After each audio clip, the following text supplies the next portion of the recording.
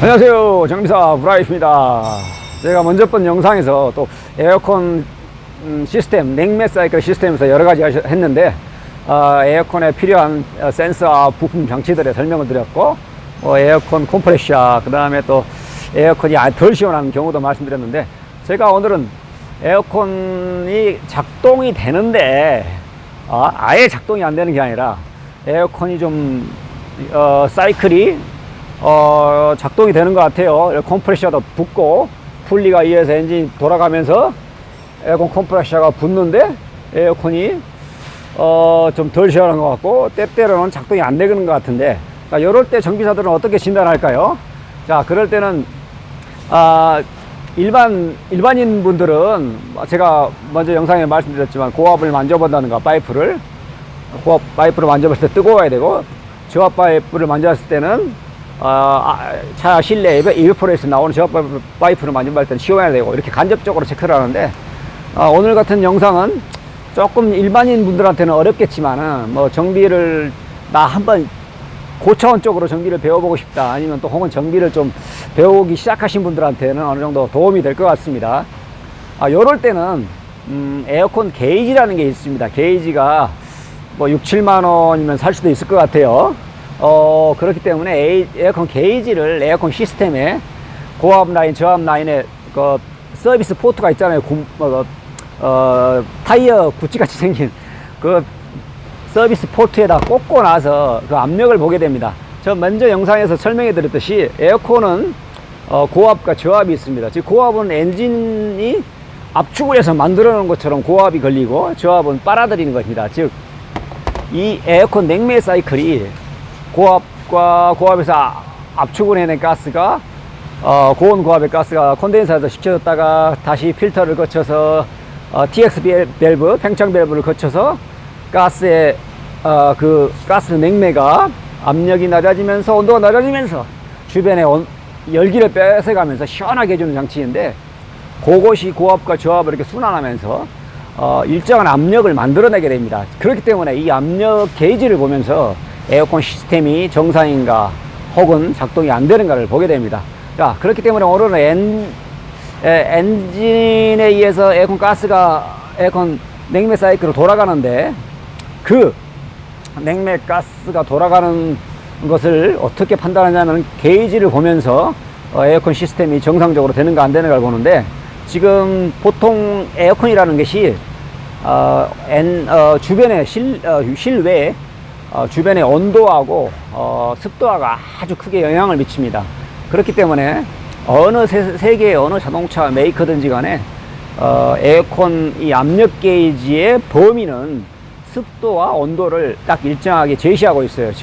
제가 지금 그림을 보여드리겠지만 21도에서 38도, 그 다음에 습도는 30에서 60% 조건에서 이런 그래프의 압력이 나온다라고 설명하고 있습니다. 고압은 이렇게 압력이 나오고, 즉 24도일 때, 온도가 24 정도일 때 지금 24 정도 온도일 때 지금 고압의 압력 게이지를 보면 160에서 220, 그 다음에 저압은 30에서 45. 지금 온도가 올라가면은 고압도 올라가고 지금 게이지상으로 저압도 올라가게 됩니다. 즉 이런 온도에서, 이 정도 습도에서 24도일 때 160에서 220 psi가 고압이 나오듯이 이런 압력이 나와야지 정상적인 냉매 사이클이다라고 말하고 있어요.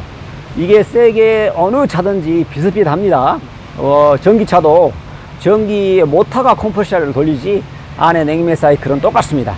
자, 오늘은 이 냉매 사이클을 판단하는데 게이지로 보는데, 이 게이지의 값이 고압 게이지가 어떻게 나오느냐, 저압 게이지가 어떻게 나오느냐에 따라서 냉매 사이클이 정상인지 아닌지를 판단하게 됩니다. 지금 그러니까 제가 예를 보여드리면 24도 온도일 때 지금 160에서 220 psi 나오고 저압은 30에서 뭐 45 사이에 나오면 정상입니다.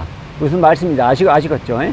그 사이니까 뭐 저압이 33, 그 다음에 고압은 뭐 200 정도. 그러니까 저압은 한 30에서 33에서 왔다 갔다, 고압은 뭐 200 정도가 나오면은 24도일 때 실내 온도가, 그 에어컨이 작동되는 바깥의 온도가, 실내 온도가 아니라 그렇기 때문에 이 실내 온도가 30도로 올라갔다 그러면 저 그래프 보시다시피 온도가 고압도 올라가고 저압도 올라갑니다. 그 기준치에만 들어가면 정상입니다. 자, 그런데 자, 오늘은 그 게이지가 보면서 어디가 고장인지 판단하는데, 지금 첫 번째로 고압이 높아요. 지금 그 24도일 때 예를 들어서 220보다 훨씬 높게 나오고 저압은 뭐 40 정도 나왔다.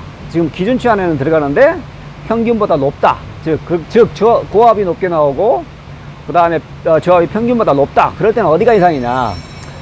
콘덴사에서 냉매를 시켜주지 못하는 것. 즉 콘덴사가 핀이 막혔다든가 팬이 안 돈다든가 에어가 막혀서 핀이 막혀서 덜 시켜준다든가, 그렇기 때문에 콘덴사에서 덜 시켜주는 이 원인을 찾아야 됩니다. 즉 콘덴사가 막힌다든가 덜 시켜준다든가, 그리고 엔진이 과열돼서 오버히트 했다든가 그런 원인이 있습니다. 그리고 두 번째, 고압이 평균보다 좀 높아요. 지금 그래프상으로 24도일 때 거의 뭐 210이라든가 220 근처에 나온다. 평균보다 높고, 두 번째로 그 다음에 저압은 정상으로 나온다. 그러면 어디가 문제냐? 원인은 과압대 충전이라든가 에어컨 시스템에 공기가 유입됐을 경우에 그렇게 나옵니다. 자, 이렇게 판단하고, 또 세 번째로 보시면은, 세 번째로 고압이 평균보다 좀 낮아요. 그러니까 24도 온도일 때, 혹은 내가 지금 정비업소에서 아니면 내가 측정하는데 30도이다 그러면 30도 그래프를 보세요. 저는 24도로 기준으로 말씀드립니다. 24도일 때 고압이 좀 160 정도 나온다. 160 정도로 나오면 괜찮다고 그랬죠. 근데 고압이 평균보다 낮고 저압이 그 기준치보다 더 높아버린다. 그런 경우에는 에어컨 컴프레셔가 제대로 작동을 못합니다. 즉 에어컨 컴프레셔에서 압력을 못 만들어주는 것. 즉 여러 가지 원인이 있을 수 있어요. 컴프레셔가 압력이 못 만들어서 제대로 작동하지 않는 것. 컴프레셔 내부도 문제이지만은 디스크가 슬립된다든가, 릴레이에서 전기가 제대로 공급되지 않은 것, 전압 강화가 된다든가 여러 가지 원인이 있고, 컴프레셔에서 압력을 못 내준다든가 그런 경우도 있고, 요즘에 아주 중요한 역할이지만 이 뒤에 오일 컨트롤 밸브가 있죠. 이 컨트롤 밸브가 작동되지 않아도 앞에 컴프레셔 마그네틱이 붙는데도 불구하고 이렇게 에어컨 압력이 안 나오는 경우에는 반드시요 에어컨 냉매 컨트롤 밸브, 먼저 영상에서 설명해 드렸지만 펄스로 이 제어하는 밸브를 점검해 봐야 됩니다. 자, 그 다음에 네 번째로는 고압이 평균보다 낮고 저압이 평균보다 높다. 기준치는 들어가지만 고압은 좀 낮고 저압은 높다. 그렇게 나온 경우에는 에어컨 라인에 막힘을 의심해 봐야 됩니다. 그럴 경우에는 필터라든가 TXB 밸브 막힘을 한번 의심해야 됩니다. 이런 경우에는 필터라든가 TXB 팽창 밸브를 한번 교환하신다든가 점검을 해보고 수리를 하셔야 되고, 자, 다섯 번째로 고압이 평균보다 낮아요. 고압은 평균보다 낮고 저압도 낮다. 그러니까 둘 다 낮아. 고압도 낮고 저압도 낮다. 이런 경우에는 가스의 량이 부족하다는 거. 가스가 왜 량이 부족하겠습니다. 그것은 가스의 어딘가에 누출이 됐다든가 그런 경우, 가스의 량이 부족하기 때문에 고압도 낮고 저압도 낮습니다. 그럴 때는 저압 가스가 어디가 새는지 찾아야 되고, 그 다음에 두 번째로 많은 원인은 아니지만 저압 라인, 되돌아오는 저압 라인에 막히는 경우가 그럽니다. 마지막으로 여섯 번째는 에어컨이 어느 때는 시원하고 어느 때는 또 안 되고 그런 경우도 있을 수 있어요. 작동이 됐다 안 됐다, 아니면 덜 시원하다, 어느 때는 시원하고, 그럴 때는 또 에어컨에 각종 들어가는 압력 센서, 이베포레이터 센서, 그 다음에 또한 가스가 어느 정도 약간 부족하면은 에어컨이 되는데, 또 반이 이하로 또 많이 새서 가스가 부족하게 되면은 작동이 됐다 안 됐다 하는 경우도 있습니다. 그 다음에 또 외기 온도 센서, 바깥의 온도를 받아서 에어컨 시스템이 보상한다고 그랬잖아요. 그렇기 때문에 바깥의 온도 센서도 중요한 역할을 하기 때문에 이런 경우에도 작동이 됐다 안 됐다 하는 경우가 있습니다. 자, 오늘은 에어컨 시스템의 냉매 게이지를 보면서 지금 설명해 드렸는데, 참고로 지금 영상 끝난 부분에 다시 한번 한국어로 설명된 압력 게이지를 이제 추가로 설명해 드릴 테니까 그걸로 참고하시고, 자동차 에어컨 시스템에 배운다든가 정비하시는 분들 참고하시면 될 것 같고, 그 다음에 기본적인 점검으로 벨트의 장력, 에어컨 벨트가 늘어났다든가 안 늘어났다든가 그걸 한번 반드시 보셔야 되고, 그 다음에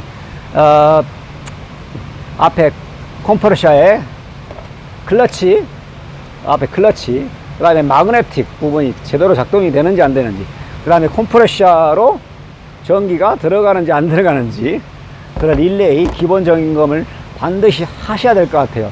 그래야지 에어컨이 작동되는지 액매 사이클이 먼저 작동이 되고 안 되는 것을 확인할 수가 있을 것 같습니다. 자, 오늘은 에어컨 게이지를 통해서 에어컨 냉매 사이클이 어떻게 또 판단되는지 또를 설명해 드렸습니다. 자, 요런 경우 같은 경우는 일반 정비사들은 일반 사람들은 어렵겠지만은 좀 내가 고차원 쪽으로 배우고 싶다, 그 다음에 정비를 배우신 분들한테는 이 냉매 게이지를 활용해 가면서도 에어컨 시스템을 간접적으로 판단할 수 있다는 것을 설명해 드렸습니다. 자, 오늘은 여기까지 하겠습니다. 에어컨 시스템에서 많이 배웠으리라 생각됩니다. 감사합니다.